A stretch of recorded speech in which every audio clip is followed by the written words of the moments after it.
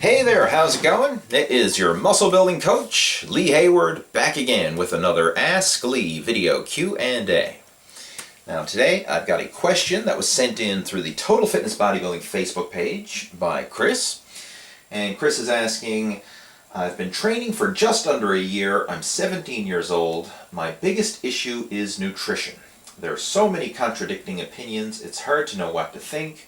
My question is, should young lifters such as myself worry about counting macros and calories, or is it not that big of a deal at this stage because of the level of hormones?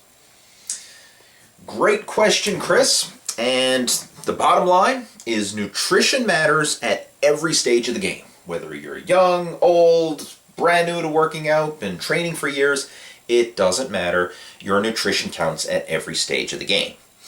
Now, do you have to track and count your macros? Ideally, yes. I mean, in the perfect world, you would track your calories and macros for every single meal, every single day, and do that for eternity. I mean, this would make it so much easier for making changes to your program if you know exactly what you are consuming. I mean, if you need to gain weight or lose body fat or whatever, if you know exactly what you're consuming on an ongoing basis, it makes it so much easier to make changes. The only problem with counting your macros and tracking and recording and all that is it's a pain in the ass. I mean, if you've ever done it before, you know exactly what I'm talking about. I mean, when you go to sit down to a meal, instead of just taking up your food and sitting down and digging in, you got, I got to break out the kitchen scale, I got to break out the measuring cup, I got to weigh this, measure it, and I'm going to get out my phone app and record it all in, or maybe you're kicking it old school and writing it down with a pen and paper and then getting the calculator afterwards and adding it all up. It's a pain in the ass. It is. I mean, there's no way around it. So there's pros and cons to it. And this is what I would recommend.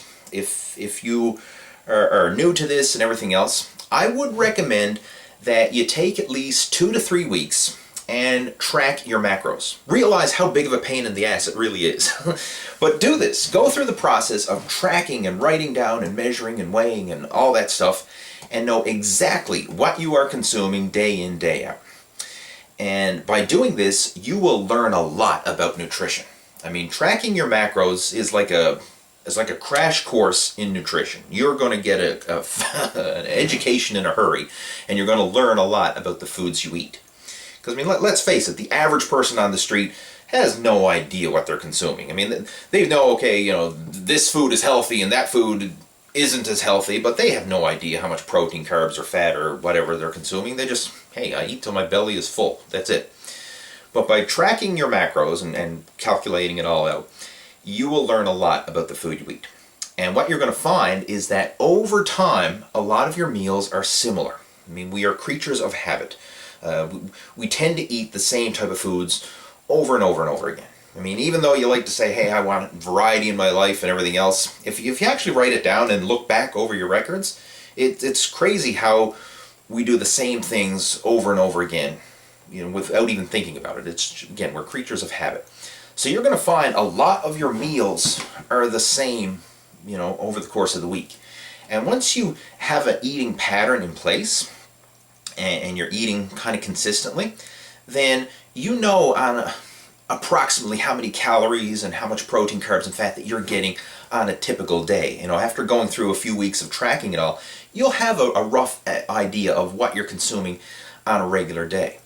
And once you have that regular day, then you don't necessarily have to keep doing it over and over and over again, provided that you're pretty consistent with what you're doing. And you can kind of just get into the habit of your meal plan and follow that instead of tracking every single meal, every single snack or whatever. So that's what I personally try to do, and that's what I would recommend, is you kind of get into a nutritional habit.